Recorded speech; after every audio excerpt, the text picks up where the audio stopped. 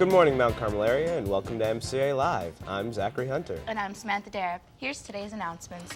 Today is Thursday, December 21st, day 2. Any student who still wants a student council t-shirt should see Miss Michaels in room 304. This is the last call.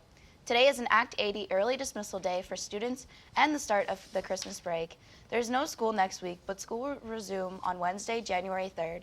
Midterms are scheduled from Tuesday, January 9th through Tuesday, January 16th. The end of the second marking period is January 16th. The school-wide positive behavior team is chancing off a candy basket. The basket is at the desk in the front lobby, and chances cost $1. The winner will be pulled today. The Tornado Buddy bags will be available for pickup on Friday, December 29th at the high school office from 11 a.m. to 1 p.m. If you have any questions, please stop in the office. And here's Zach with today's news. English teacher Miss Kaylin Essex' 7th grade class has been getting ready for the holidays while also learning about classic literature by making a Christmas-themed one-paper poster. The students began by reading the timeless classic play, A Christmas Carol, by Charles Dickens, where Ebenezer Scrooge, a greasy businessman, is visited by several ghosts who change his heart. After reading the story, the students then created colorful and festive posters with details from the book. For the posters, the students were required to reflect on what they read by analyzing the theme and finding 3 quotes and symbols from the book, and also sharing their opinion on what the ghost from the story they thought was most influenced Ebenezer Scrooge. Both Mrs. Essick and student Alana Chapman spoke with MCA Live about the projects. Yeah, she has a couple quotes that she pulled out. Like, the main reason for doing this is to be able to pull textual evidence out of the story, similarly to how we'll do it for TDAs and practice in writing. So they're citing it and explaining it, which is a major part of the TDA writing. I found Bah Humbug. It's showing he doesn't like Christmas, and it's showing he doesn't care. I found Are There No Prisons? It's showing Scrooge doesn't care about the people and how they are.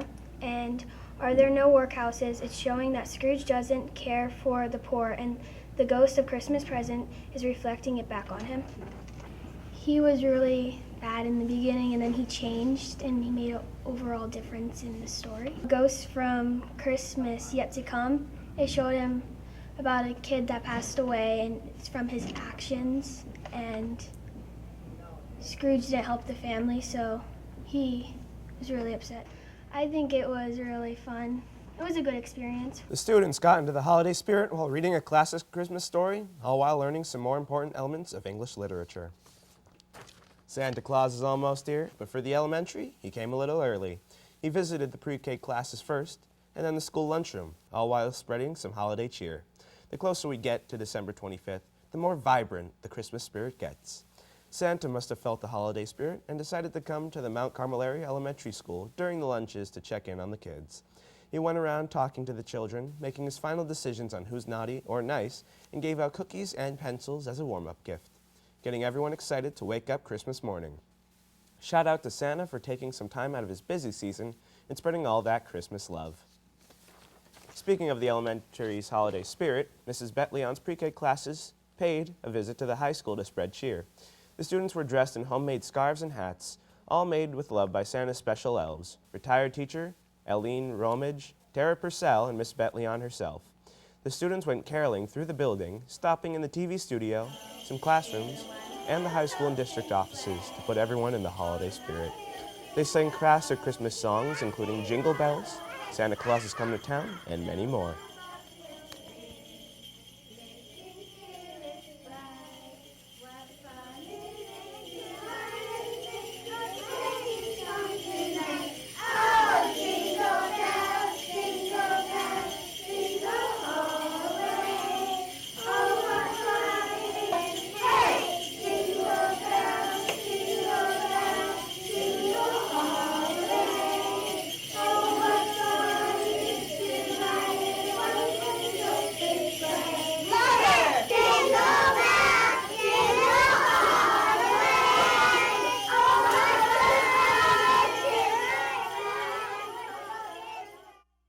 Merry Christmas, pre-K, and keep the Christmas cheer coming. Today's word of the day is articulate. The English teacher was articulate when describing the symbolism in the novel. Stay tuned to find out what articulate means. We'll be right back with Trout and Sports.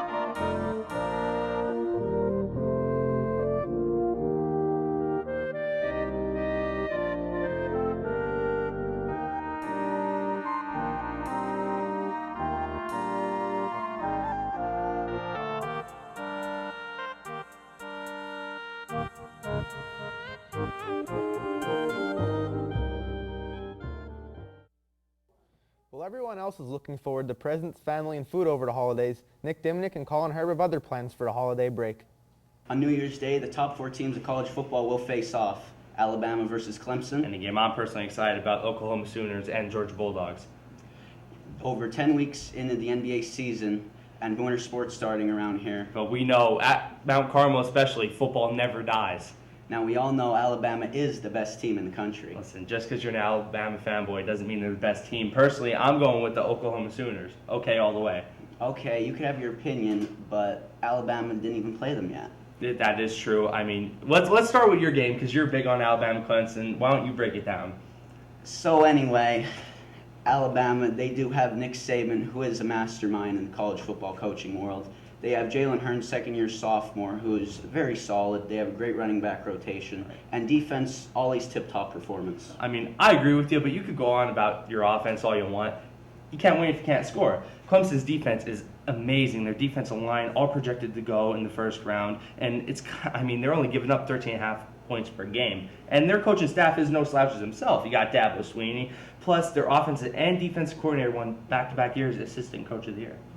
Now we're going to break down Oklahoma versus the Georgia Bulldogs. Oh, this is the game I'm excited for. I want to see what Baker Mayfield can do on the big stage. He is a Heisman Trophy winner, and no one's been able to stop him all year. I mean, he is throwing over 400 yards per game, which is pretty phenomenal. And even though their defense does lack, so does Georgia's, as they revolve around Nick Chubb running back. I wholeheartedly agree, but with Oklahoma, do you really need defense when you're scoring 60 points a game? In all honesty, they really don't. And plus, like I said, the lacking Georgia offense with revolving around Nick Chubb, they don't have a solid quarterback or anything else. Your running back can only do so much. Nick Chubb's going to score at least 2 times that game, but I don't think they're going to be able to catch up to a roaring Oklahoma offense. And I hate to say it, but Oklahoma, they'll probably win it. Yeah. So anyway, what I'd like to say is Ohio State.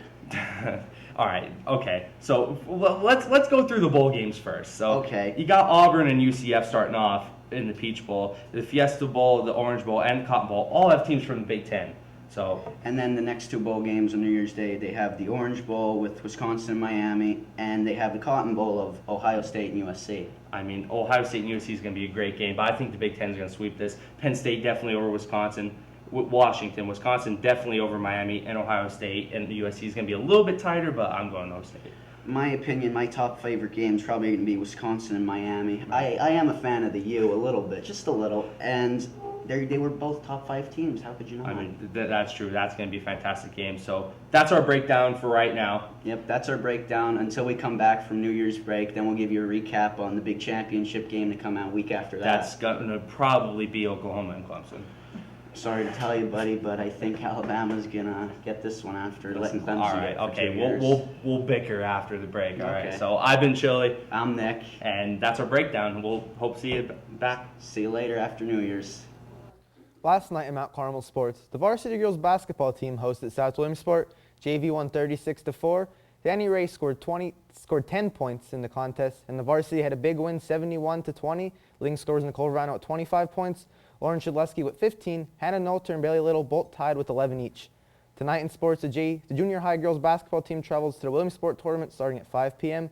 Junior high wrestling is at Southern Columbia at 5:30 p.m. and the varsity boys basketball team hosts Montgomery at 6 p.m. And the varsity girls basketball team travels to Milton at 6 p.m. The varsity wrestling travels to Southern Columbia at 7. And back to the news desk. Thank you. This is the last weekend to visit Trainland at Mount Carmel Clover Hose Fire Company. The display consists of 18 running trains with scenes from different eras, including Pepe's Italian Ice and various shops on Oak Street. The attraction also includes over 1,000 model vehicles and several animated effects.